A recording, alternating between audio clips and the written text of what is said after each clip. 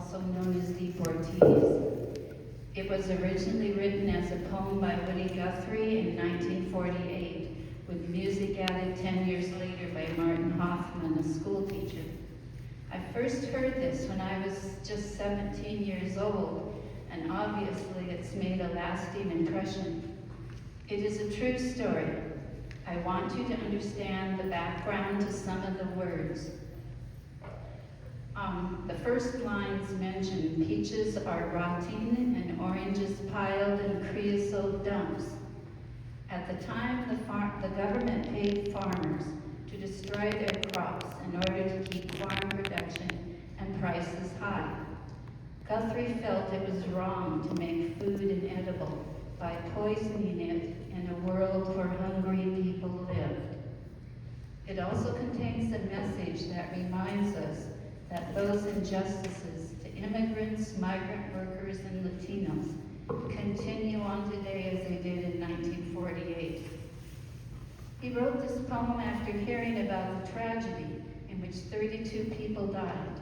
The radio only mentioned the names of the 4 Americans on the plane and dismissed the other 28 as just deportees. It wasn't that this plane crash was more tragic than any other one. What was more tragic was that the 28 migrant workers who died were buried in a mass grave with one headstone and with no names on it. It was as if they didn't exist, as if their lives didn't matter.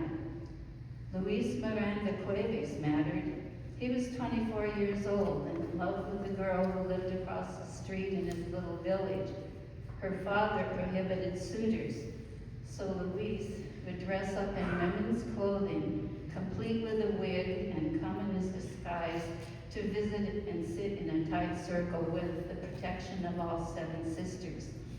As the group sewed, Luis sewed.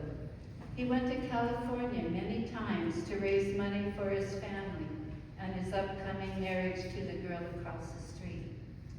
This was to be his last trip. It was. It took 65 years before a plaque with all their names was put on their gravesite. This Wednesday, January 28th, will be the 70th anniversary of the plane wreck at Los Gatos Canyon. And here are the names of all those who perished, and here's what happened on that day.